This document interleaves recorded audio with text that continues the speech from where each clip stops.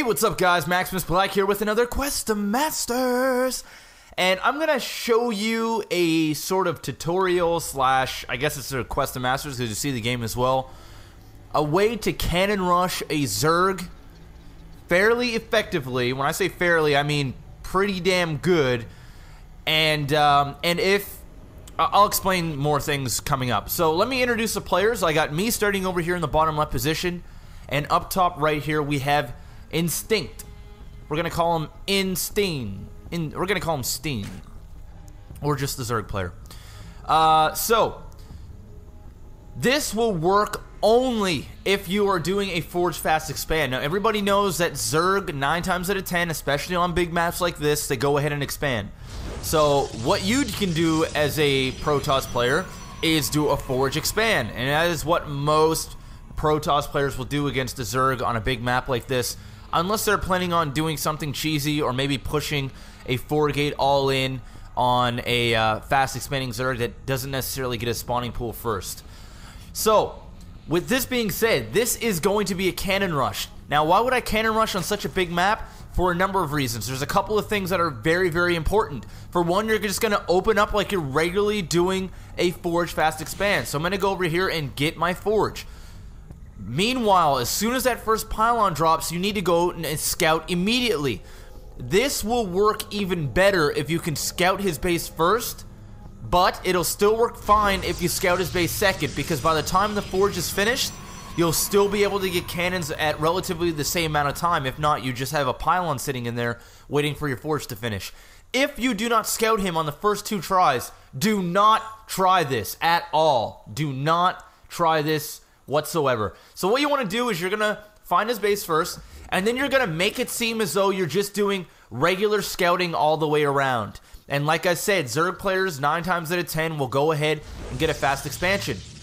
This also works very well if your enemy is putting his spawning pool in behind here, because you'll be able to kill the spawning pool as well, and he won't really be able to build any links. So did you see how I just kind of stuck up that pylon very, very quickly and he doesn't notice it? Just because I was kind of doing regular scouting motion, he really didn't think anything of it, and that pylon is hidden. So I dropped the cannon now, and then I'm going to keep... Oh, at this point, there we go. I dropped that cannon, and now I'm kind of hiding. What I should be doing here, and what I normally do, is I'll drop the cannons, and then I'll do one more loop around to see if lings are coming. But I guess I'm playing it a little safe here, because you do not want your probe to die. So if the spawning pool is about to finish, you cannot allow your probe to die, or this whole thing is screwed.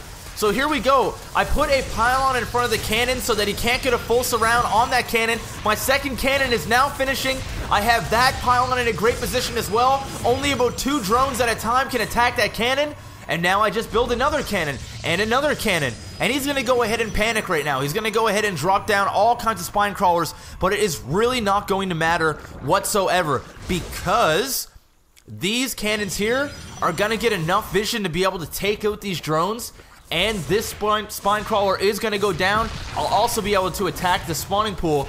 And in order, like, spine crawlers have great range, but at the same time, they're still going to need to uproot and move to here in order to really attack these cannons. And by the time he pushes up, those cannons are going to be able to kill that anyhow. Now, I know what a lot of people are probably thinking, like, okay, well, you know, this seems like a great cheese and all, so this is what I'm talking about. Just,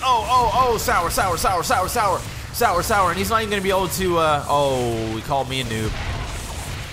And I said KK.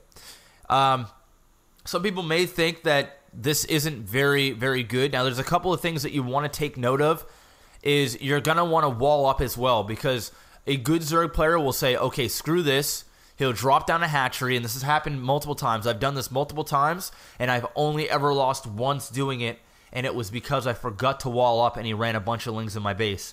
A good Zerg player will chuck down a hatch here, will mine as much as possible until these cannons are finished, take these drones over, and just move over. And not attack these cannon with lings, but instead go and counter at your base. If that happens, you need to wall up. Now, you're still going to want to tech as well. You're eventually going to want to get your cybernetics core.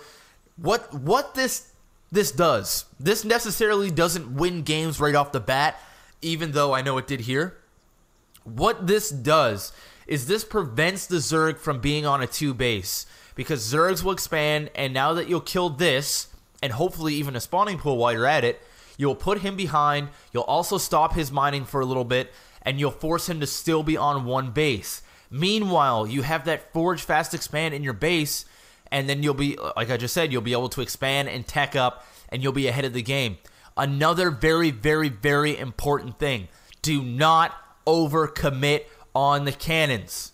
Do not, I repeat, do not overcommit. I think I might have built maybe 1 too many cannon here. And that's all you really need. You do not need to keep continuing building cannon all down here or trying to go over here and build cannon. No. Do the damage, go back to base, and just tech up. Maybe you'll get lucky, he'll be an idiot and run a whole bunch of links in there trying to get rid of the cannon and try to take this back over. That will only slow him down even more. So this is just a quick tutorial, or it's kind of like taking a Combat X cannon rush on Metalopolis that I've seen so many times and kind of implementing it into against the Zerg, because it's not every day that you can rush a Zerg and get away with it. So that is and this worked multiple times, guys. I've done this a bunch of times. I was going to post up a couple of these, but one's good enough. You guys get my gist. Yeah, go try it out. Let me know what you think. This is MaximusBlack with another Quest of Masters. Peace!